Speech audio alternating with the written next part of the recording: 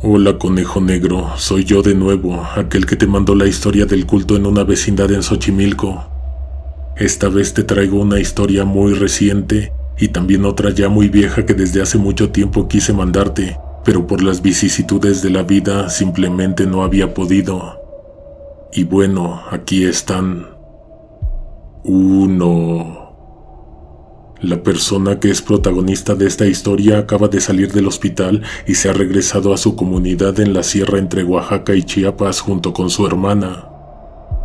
¿Cómo terminó ahí, lastimado y con semejantes golpes y heridas? Hace 3 semanas aproximadamente, Joaquín salió de su trabajo pasada la medianoche.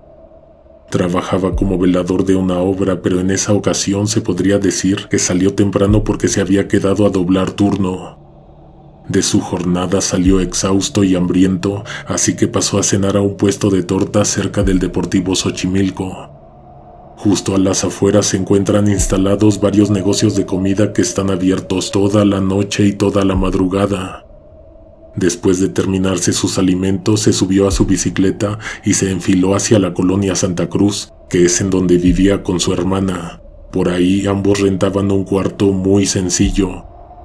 Rodando la bici superó el Deportivo, el Hospital Infantil y el pueblo de Nativitas. Lo siguiente era Santa Cruz, en donde tendría que comenzar la subida a un cerro para llegar a dormir. Sin embargo, en todo ese camino no se le quitó lo enchilado de la torta, así que pasó a un Oxxo que se encuentra entre Nativitas y el inicio de Santa Cruz. En el mini super, Joaquín estuvo solo unos instantes para comprarse un refresco. Al salir, se encontró con una chica que emergió de las sombras. Esta mujer venía caminando de la dirección contraria a la que se dirigía a él. Hasta el momento en que se encontraron, ella había mantenido su mirada fija en la de Joaquín. Cuando estuvieron uno frente al otro, la chica se le acercó mucho, lo tomó del brazo y le pidió que si la podía ayudar, pues venía siguiéndola un borracho. Joaquín me contó que efectivamente vio a un hombre esconderse entre los árboles que custodian la avenida. Era muy tarde, pero el muchacho no se sintió capaz de negarle la ayuda a ella, sobre todo por la hora y por lo oscura que estaba la noche en aquella ocasión. ¿A dónde va? La joven le dijo que no más aquí adelantito, en Jaltocan, un lugar que queda precisamente entre Nativitas y la Deportiva, es decir, Joaquín se estaría alejando, regresando por el camino que ya había transitado, pero no le encontró mucho problema, pues él traía la bicicleta. Mi amigo se ofreció a llevarla hasta la altura del hospital infantil, queriendo evitar que alguien pensara que él la estaba molestando. La muchacha no tuvo objeción, de hecho le repitió que vivía entre el infantil y la Deportiva, justo en medio. No estás obligado a saberlo, pero ahí en ese punto no hay absolutamente nada. Joaquín la invitó a subir a los diablos de la bicicleta y partieron. Mi amigo cuenta que ella era una chica muy delgada, tal vez de unos 60 de altura, cabello negro, lacio y tan largo que le bajaba un poco más allá de los hombros. No pudo adivinar su edad, sin embargo, él recuerda que su voz era muy tierna y su rostro muy joven. Lo que tampoco puede olvidar era que su cabello le cubría por momentos la cara de una manera muy peculiar, si no es que algo extraña. Ese detalle le resuena mucho en la memoria, pues a esa hora estaba haciendo mucho calor, pero cuando se dio el repentino encuentro entre los dos, empezó a soplar un viento medio raro. Además de que a partir de ese momento, la avenida se quedó completamente sola, vacía y silenciosa.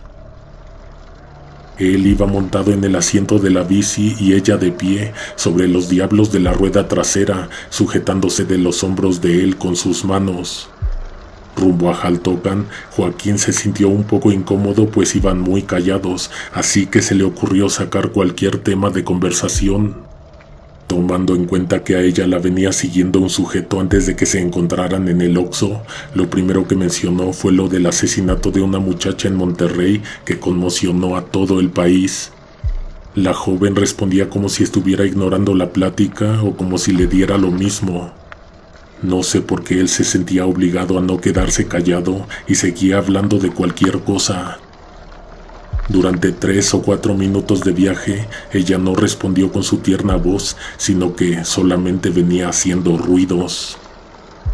Justo en ese tramo oscuro del bosque de nativitas, que no es más que una extensa arboleda de aproximadamente 3 hectáreas, él notó que algo había cambiado con la persona que traía a sus espaldas. El cabello de la muchacha se escurría sobre los brazos de él, luego hasta sus manos y el manubrio. No fue solo eso, sino una turbadora y constante sensación de que algo estaba mal con la persona que había invitado a subir a su bicicleta. Joaquín se persignó y le dijo con un temblor en la voz que él no sería capaz de hacerle nada a una muchacha sola, indefensa o en peligro. Mi amigo iba más allá de atemorizado, sintiendo cada vez más pesada la bicicleta, como si lo que traía atrás se hubiera convertido en otra cosa, pues además las manos que lo tomaban del hombro lo hacían con tal fuerza que habían empezado a lastimarlo. En el momento en que él comenzó a rezar, sintió el horrible aliento de esa cosa precedido de un espeluznante anuncio que sonó con una voz grave y aterradora. Ella está en la oscuridad con nosotros. Joaquín no soportó más, se le salió un grito de angustia y saltó de la bici al momento en que aventó los brazos hacia atrás para librarse de aquello que traía en las espaldas. Él se lanzó hacia el arroyo vehicular sin fijarse. La bicicleta siguió andando sola varios metros.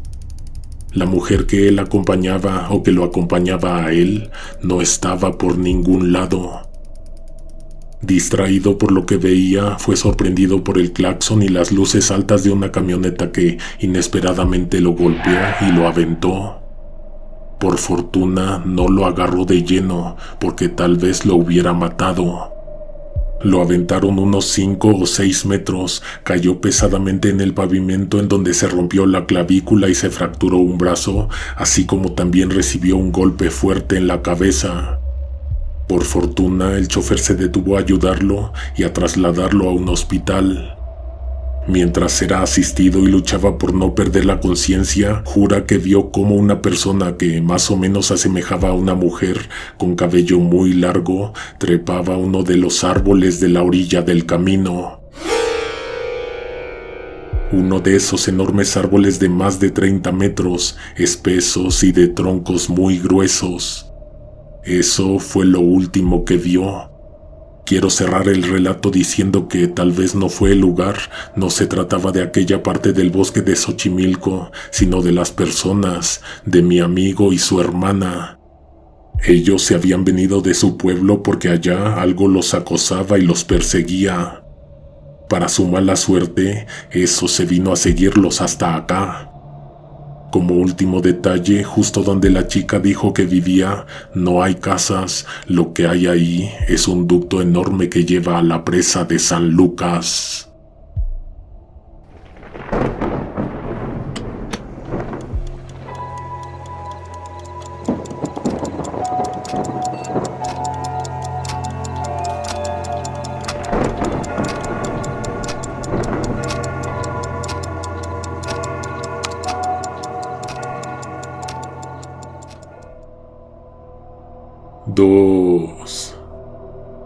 La siguiente historia ocurrió en los 90s, por allá de 1995. Mis vecinos y yo éramos unos chicos felices.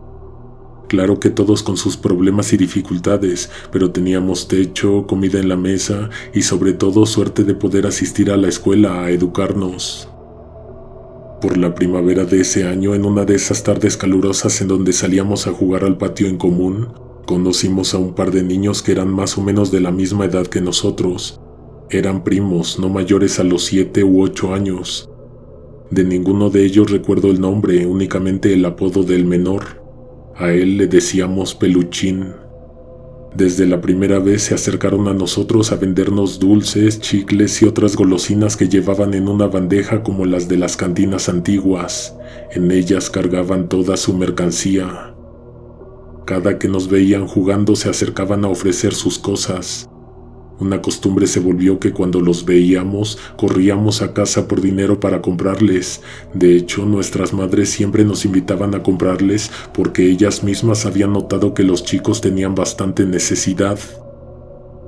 Pasaron algunos meses antes de que nos enteráramos que los dos eran primos, que venían de Oaxaca, que al menor lo trataban muy mal y que no les permitían que fueran a la escuela. Cierto día, aquellos niños, que prácticamente se habían vuelto nuestros amigos, dejaron de venir. Nuestras madres entonces se dieron a la tarea de investigar, husmearon hasta llegar a la conclusión de que ellos vivían a unas 5 cuadras de nuestra calle. Lamentablemente llegaron con otra mala noticia que ya les veíamos en la cara. El menor de los chicos acababa de morir. Aquella fue una tarde triste. A pesar de que tenían casi 15 días sin venir, el fallecimiento acababa de ocurrir, así que iríamos al velorio. Mucha gente se acercó al féretro a despedirse y a darle el pésame a María Luisa, que era en realidad su tía, la que se lo trajo de Oaxaca a Xochimilco. Yo no me acerqué al ataúd, nunca lo hago en los funerales. Sin embargo, mi madre y yo fuimos de los últimos en irnos, así que nos enteramos de algo horrible, de cómo murió el pobre chico. Su tía contó que noches atrás los niños estaban jugando fútbol afuera de su humilde vivienda con otros vecinos de la calle, cuando uno de todos ellos pateó el balón hacia uno de los callejones. Para quien no conoce, en Xochimilco hay muchas colonias que están constituidas de callejones, calles diminutas, estrechas y solitarias, u otras que conducen a los canales por donde pasan las trajineras. Al pequeño le tocó ir por la pelota, no sé por qué, pero no quería ir, tenía miedo, dudaba de hacerlo, pero al fin terminó yendo. Al dar la vuelta en el callejón se puso a buscar la pelota. Después de un rato de mirar entre sombras y claroscuros, la encontró en un terreno baldío que estaba lleno de crecida hierba. El niño le contó a su tía que justo cuando iba a levantar la pelota, vio a una mujer completamente vestida de negro llorándole a un cuerpo muerto que levantaba del suelo. Aquella mujer, con un velo negro cubriéndole el rostro, se encontraba hincada y con el brazo alzaba un poco del cuello a un muchacho, quien seguramente había perdido la vida de un fuerte golpe, ya que se le veía una horrible herida abierta en la cabeza. La persona lloraba y se lamentaba dolorosamente. El chico quedó paralizado del susto, no se quería mover, pero sin querer hizo ruido y atrajo la atención de la mujer de negro. Esta, al voltear, reveló que debajo del velo no tenía rostro alguno, sino una horrible calavera. El chico no se atrevió a levantar la pelota, huyó de ahí despavorido y se metió llorando a su casa. La señora María Luisa nos contó que esa noche, del susto, el pobre muchacho se enfermó terriblemente del estómago, pero todo quedó en eso. Ese preciso fin de semana, todos ellos se fueron a vender al bosque de Nativitas, ya que sábados y domingos llegan visitantes a pasear en caballo, convivir, hacer comidas y picnic, a pasarla bien.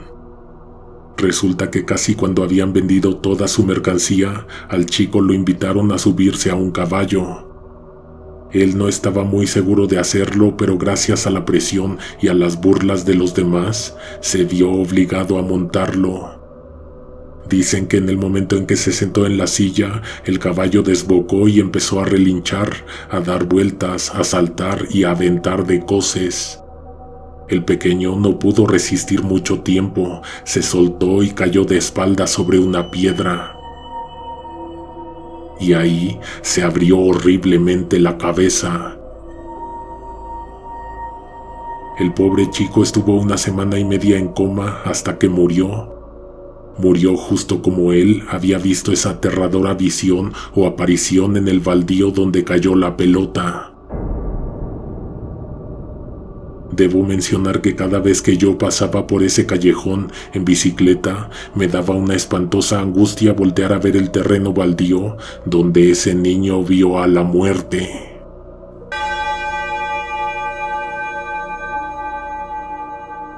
Me despido, querido conejo negro. Te pido que mandes saludos a mi hermana Ivette y a Norma, alias Lupi.